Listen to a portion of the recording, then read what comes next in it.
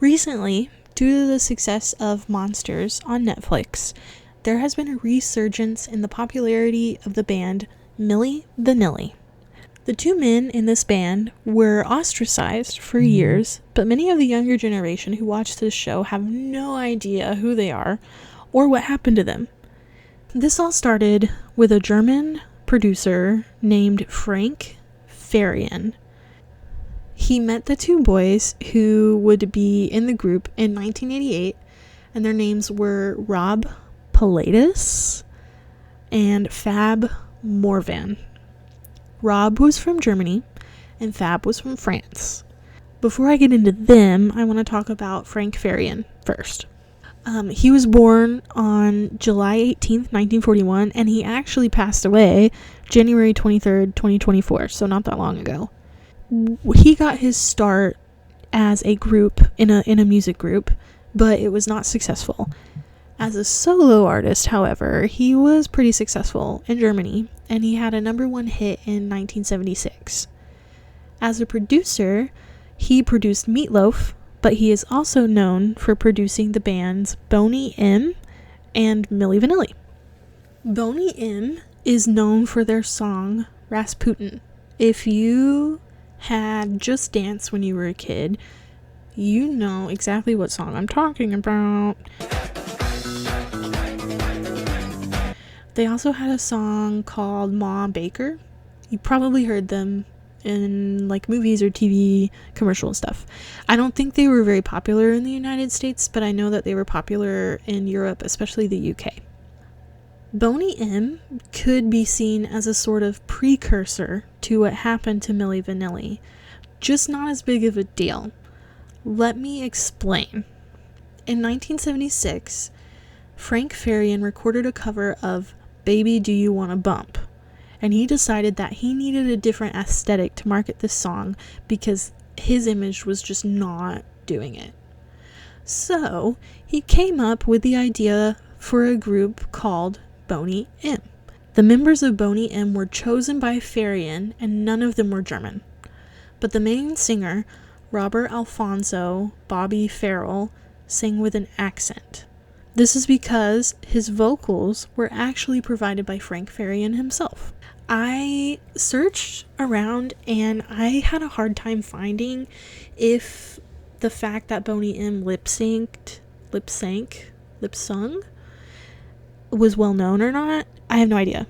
I don't know if it was recently revealed or if it's been known for years.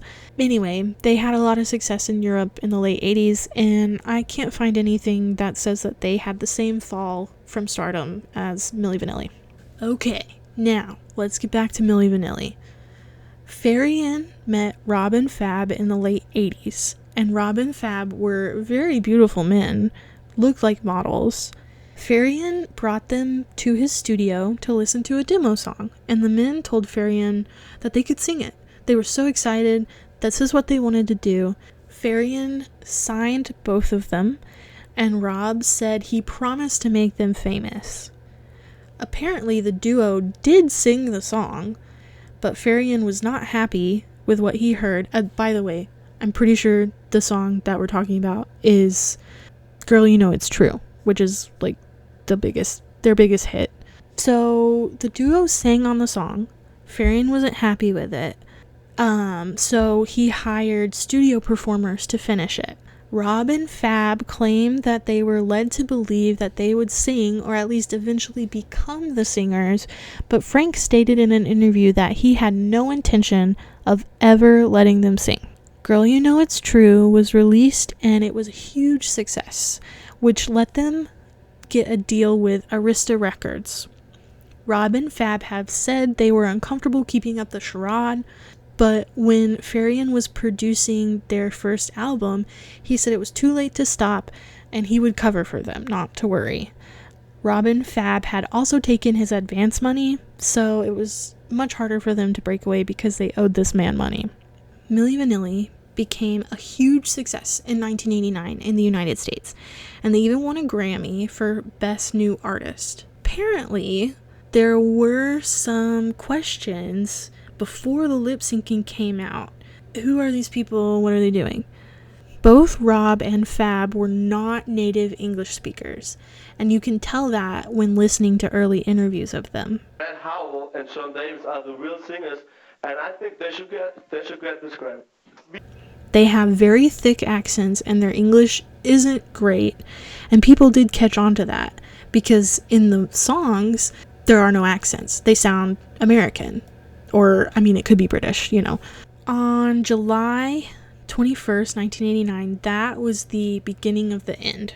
At a Club MTV concert in Bristol, Connecticut, the backing tape for the song Girl You Know It's True malfunctioned and repeated the line over and over and over and over again. Girl, you know it's girl, you know it's girl, you know it's girl, you know it's girl, you know it's girl, you know it's girl, you know it's girl, you know. Downtown Julie Brown, who was a famous MTV VJ at the time, was at this concert, and she said that the audience didn't seem to care or notice, and they were able to finish their set.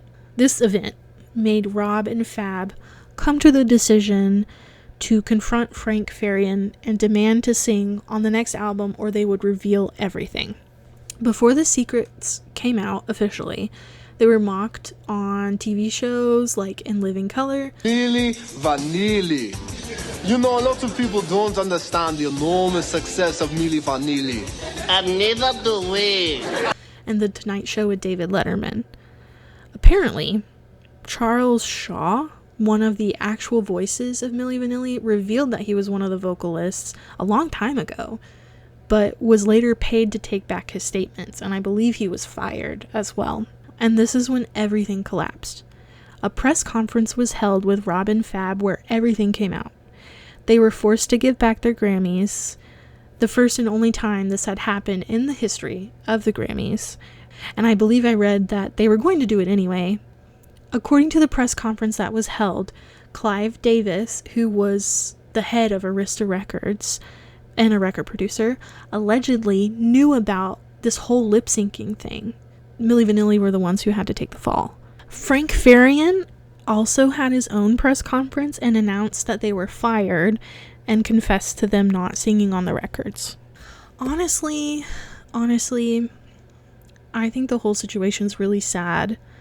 Frank Farian didn't express remorse, and almost immediately after this happened, he put together another band called The Real Milli Vanilli, using members who were the ones performing on the records that Rob and Fab were lip-syncing to.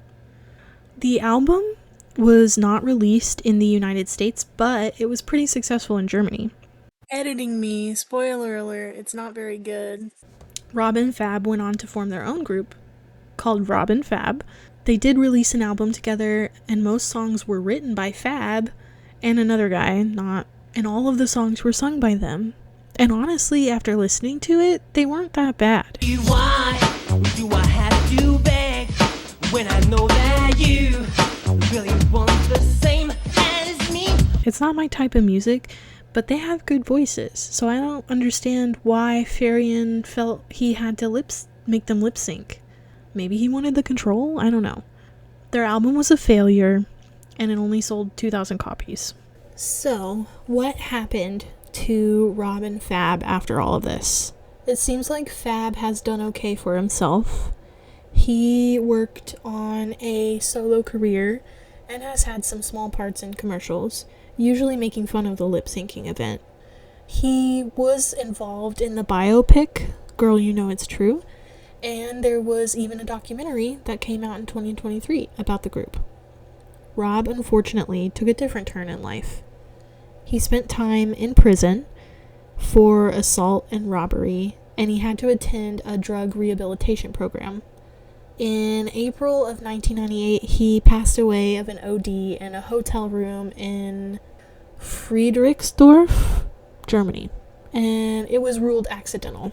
One other thing that I would like to talk about is who the real artists behind the voices and the music of Milli Vanilli were, because I feel like they were also swindled too.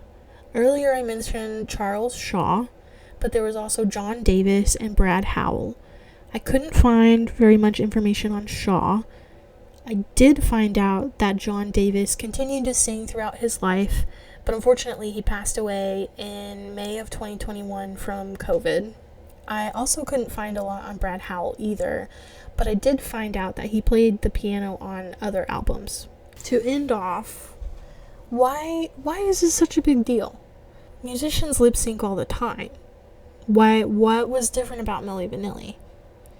It is true that musicians lip sync a lot on stage during live performances for one reason or another. Maybe they're sick, maybe the sound technician is not doing a very good job. I don't know. I think the reason why it was such a big deal back when it happened is because the fact that artists lip synced was not well known. It was not common knowledge.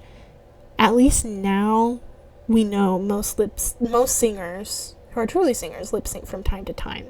I also think that it was a big deal because it wasn't their voices on the tracks, but someone else's.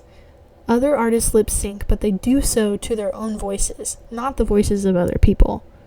Also, the real people putting in the talent weren't credited, and that is not really fair to them either.